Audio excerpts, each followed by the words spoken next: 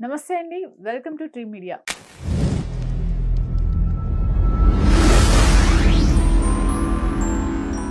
మనతో సినీ క్రిటిక్ దాసరి విజ్ఞాన్ ఉన్నారు. నమస్తే విజ్ఞాన్ గారు. నమస్తే. నిన్న అనుకుంటాను రేవంత్ రెడ్డి గారిది బర్త్‌డే జరిగితే బండ్ల గణేష్ గారు వెళ్ళి కలవటం జరిగింది. దాని సందర్భంగా కొన్ని వ్యాఖ్యలు వైరల్ అవుతున్నాయి ఒక ట్వీట్‌తో. ఏంటి ఆయన చేసిన వ్యాఖ్యలేంటి? ఎందుకు అంత వైరల్ అవుతున్నాయి? అది ఆయన నిన్న కలిసాడో, ఇంతకుముందు కలిసాడో తెలీదు గానీ, ఆయన్ని కలిసినట్టయితే ఫోటో అయితే పెట్టుకున్నాడు. హ్మ్. అంటే నిన్నే కలిసాడో, ఎప్పుడు కలిసాడో తెలీదు. ఆ ఫోటో కింద ట్వీట్ ఏం పెట్టాడు, శుభాకాంక్షలండి పుట్టినరోజు. మీరు ఇలాంటి పుట్టినరోజులు ఎప్పుడూ చేసుకోవాలని కోరుకుంటున్నాను. సంతోషం. ఓ స్మైలీ. సరిపోయేది అంతవరకు. లేదా ఎళ్లి కలిసినా, ఎల్లో పుష్పగుచ్చం ఇచ్చేసి శుభాకాంక్షలండి అని ఓ శాలువా కప్పేసి, కాసేపు ఆ కుర్చీలోనో, ఈ కుర్చీలో కూర్చేసి పన్నిగిలించి వచ్చేయొచ్చు. బండెక్కి ఇంటికి జావచ్చు కదా! ఇది గాకుండా, అది గాకుండా ఏం చేశాడు అంటే నెక్స్ట్ కంటిన్యూయేషన్. సినిమా వాళ్ళకి మీ మీద అసలు ఇది లేదండి. టికెట్ రేట్లు పెంచుకోవడానికి అడిషనల్‌గా థియేటర్‌లు కావడానికి మాత్రం మీరు గుర్తొస్తారు. కానీ మీ పుట్టినరోజు వాళ్ళకి గుర్తుండదు అంటే అసలు అవసరం ఏముంది ఇప్పుడు ఆ పెంట పెట్టడం? అంటే మనం ఎక్కడికన్నా ఎళ్తే ఖచ్చితంగా ఓ వివాదం అవ్వాలా? అంటే చాలా మంది ఫండ్స్ కూడా ఇచ్చారు కదా! పర్సనల్‌గా హ్మ్. కలిసి హ్మ్. చాలా మంది ఫండ్స్ డొనేట్ చేయడం జరిగింది మొన్న ఈ ఇండస్ట్రీ నుంచి. వర్షాలప్పుడు ఆ! అన్నీ జరిగాయి. ఇంకొకటి రేవంత్ రెడ్డి గారు ఏమడిగారు మొన్న, మీ థియేటర్లు పెంచుకోవాలనుకున్నప్పుడు మీరు నా దగ్గరకొచ్చేటప్పుడు నేను గూడా ఒకటి అడుగుతా. సమాజానికి మీరేమైనా చేయండి. ఆ డ్రగ్స్ గురించి లేకపోతే ఈ సైబర్ క్రైమ్ గురించి కొన్ని వీడియోలు చేసి పెట్టండి. ఇప్పుడు వస్తున్నాయిగా థియేటర్‌లో ఆ వీడియోలన్నీ వస్తున్నాయి. బోలెడన్ని వస్తున్నాయి. ఉద్యోగం పేరుతో మోసం, అమ్మాయి మోసం, ఆ మోసం, ఈ మోసం, మళ్ళీ డ్రగ్స్ తీసుకోవద్దు. బావుంది. ఆయన అడగడం, వీళ్ళు చేయడం గూడా నిజంగా బావుంది. అండ్ ఇది ఎప్పటినుంచి ఉందంటే క్రోనలాజికల్ ఆర్డర్‌లో వస్తే ఫస్ట్ కోమటిరెడ్డి గారు ప్రమాణ స్వీకారోత్సవం చేశాడు. దేనికి? సినిమాటోగ్రఫీకి. సినిమాటోగ్రఫీ మంత్రి ప్రమాణ స్వీకారోత్సవానికి సినీ పెద్దలు ఓ 4 తలకాయలొచ్చి కూర్చోవాలి. పెద్దవో, చిన్నవో. ఈయన ప్రమాణ స్వీకారోత్సవానికి ఎవరు రాలా. ఈయనకు కూడా మండింది. అలా ఎలా రాకుండా ఉంటారు అని.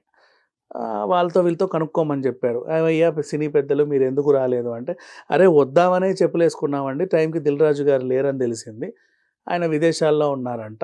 ఆయనొచ్చాక అందరం కలిసి కట్టకట్టుకొని వద్దాం అనుకున్నాం. ఈలోపు ఆయనే తొందరపడి ప్రమాణ స్వీకారోత్సవం చేసేసాడన్నట్టు వీళ్ళు చెప్పారు. సరేలే ఇంకోసారి చూసుకుందాం మీ సంగతి అనుకున్నాడు. హ్మ్. నెక్స్ట్ ఆ తర్వాత గద్దర్ అవార్డ్స్. అసలే లేని అవార్డు. ఎప్పుడో తెలంగాణ గవర్నమెంట్ రద్దు చేసిన అవార్డు. వాళ్ళెందుకు రద్దు చేశారు అంటే, ఆంధ్ర, తెలంగాణ విడిపోయిన తర్వాత ఆ పేర్లు మాకొద్దు. మేము కొత్త పేర్లు పెట్టుకుంటాం అన్నాడు. సరే పెట్టుకో ఎవడొద్దన్నాడు. లేపాక్షి తీసేసి గోల్కొండ చేసావు. బానే ఉంది.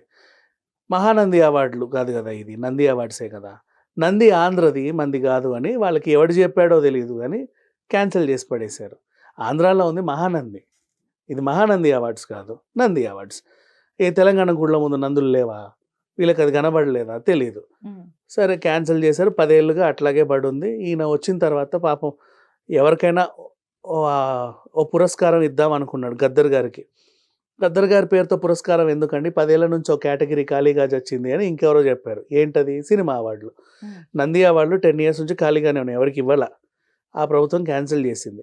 ఇప్పుడు ఎలాగూ గద్దర్ గారికి నువ్వు ఉత్తమ పురస్కారం ఇవ్వాలి అనుకుంటున్నావు. ఈ అవార్డ్ ఏదో దానికి తగిలిస్తే ఇచ్చినట్టు ఉంటది. ఈయనకు గౌరవం ఇచ్చినట్టు ఉంటది. ఎలాగో గద్దర్ గారు సినిమా ఇండస్ట్రీకి ఒకటో, రెండో పాటలు రాశారు గదా! అని వీళ్ళు. ఆ టైంలో వాళ్ళేంటి గద్దర్ గారు సామాజిక సేవ చేసినప్పుడు గొప్ప మహనీయుడు మేము ఒప్పుకుంటాం. కానీ సినిమాకి ఆయనకు సంబంధం లేదు. పెద్ద పెద్ద వాళ్ళ పేర్లు ఏమన్నా పెట్టండి. లేకపోతే ఇంకేదైనా వస్తువు పేరో లేదా జంతువు పేరో పెట్టండి. ఇలా కుదరదని వీళ్ళు. అవార్డు కోసం రండి అంటే ఎవడు పోలా. పోనీ ఊహు అంటావా తలలన్న ఊపండి అంటే ఇట్లున్నారు గానీ ఎవడూ చెప్పలా. హ్మ్. సరే ఆయనకు అది మండింది. నెక్స్ట్ ఆ తర్వాత ఇంకో సిట్యుయేషన్ ఏంటి? ఎన్ కన్వెన్షన్ కూల్చివేత హైడ్రా. తర్వాత రేవంత్ రెడ్డి గారు ఇండస్ట్రీ వాళ్ళని ఇలా చేశారు, అలా చేశారని ఒకరిద్దరు మాట్లాడారు. బట్ ఎక్కువ ఇండస్ట్రీ వాళ్ళు ఖండించలా.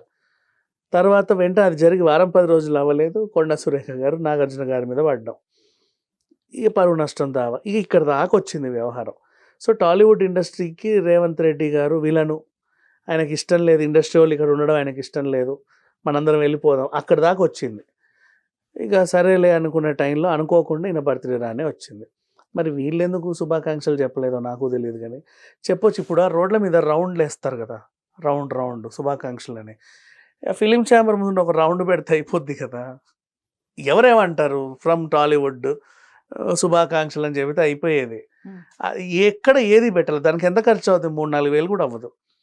అదేంటో చేస్తే బాగుండేది. బట్ వీళ్ళు చెప్పాల, సోషల్ మీడియాలో వీళ్ళు కూడా ఎక్కడా చెప్పాల. సరే వీళ్ళు చెప్పాల, ఆయన కూడా అడగల, చెప్పలేదని ఆయన కూడా ఫీల్ అవ్వాల. ఎందుకంటే ఆయనకు వచ్చి ఇన్ని విషయస్లో ఏది ఎవరో అని వెతుక్కునే టైం ఇంకా లేదు. సో అలాగే ఉంటే ఈయన పని కట్టుకొని వెళ్ళి ఆ లాటరీ తీసి చూడండి ఇవన్నీ చదువుతున్నాను, ఒక్కరు కూడా సినిమా వాడు లేడు, వాళ్ళందరికీ నువ్వు థియేటర్ల టైంలోనే అవసరం, మిగతా టైంలో అవసరం లేదని చెప్పి పెట్టావు. నువ్వు కూడా ఒక నిర్మాతవేగా, ఇవాళ కాకపోతే రేపు ఒక సినిమా తీస్తావుగా, అప్పుడు ఉంటుందిగా. ఎందుకు అలా అన్నాడో తెలియదు. ఇప్పుడు ఇండస్ట్రీకి అసలు వెలివేయండి, నేను ఎందుకు అవసరమా ఇండస్ట్రీలో? పరువు తీస్తున్నాడు ప్రతిసారి, ఎక్కడికి వెళ్ళి అక్కడ ఏదో ఒక పెంట, ఎక్కడికి వెళ్ళి పెంట తెలుసా. ఈయన వెళ్ళి అక్కడ సక్రమంగా ఏమన్నా చేసిందంటే ఏది లేదు. ఒకటే ఒక మంచి పని ఈయన సంవత్సరానికి ఒకసారి చేసేది, దీపావళి గ్రాండ్గా చేస్తాడు. మొత్తం ఇంటి నిండా టపాకాయలు పెడతాడు, పొద్దున్న తెల్లార్లు కాల్చుకోవచ్చు, అవి ఇంకా మిగులుతాయి ఎంత కాల్చినా. అదొకటే ఈయన చేసి, అంతకు మించి ఇంకేమీ లేదు. ఆ టంగ్ స్లిప్ ఎందుకు అవుతాడో తెలియదు కొన్ని సందర్భాల్లో. ఇప్పుడు వీళ్ళందరూ చిక్కున పడ్డారు. ఇప్పుడు శుభాకాంక్షలు చెప్దామా అంటే బర్త్డే అయిపోయింది. అరే చెప్పినా కూడా ఆయన చెప్పినందుకు చెప్పినట్టు ఉంటుంది, ఏం చేయని పరిస్థితి. అవసరం కూడా లేదు కదా బేసిక్గా. ఇప్పుడు ఎన్టీ రామారావు గారు, అక్కినేని గారు ఉన్న ఆ టైంలో, ఘంటసాల గారు ఆ టైంలో నువ్వు పివి నరసింహారావుకి శుభాకాంక్షలు చెప్పావా, వాళ్ళకి చెప్పని ఎవరు ఎప్పుడు అడగల. ఎందుకంటే అంత సామాజిక మాధ్యమాలు అవి లేవు, న్యూస్ పేపర్ తప్ప ఏమీ లేదు అప్పట్లో, రేడియో తప్ప. సో ఇప్పుడు ఇన్ని వచ్చేసేసరికి మనం ఎవరికైనా శుభాకాంక్షలు చెప్పాలంటే ఖచ్చితంగా ఇన్స్టాలోనే చెప్పాలి. నేను నిన్ను ట్యాగ్ చేశాను, నువ్వు నన్ను ట్యాగ్ చేశాను. నీ ఇంటికి వచ్చి శాలువా కప్పి గిఫ్ట్ ఇచ్చి చెప్పినా సరే అది లెక్కలోకి రాదు.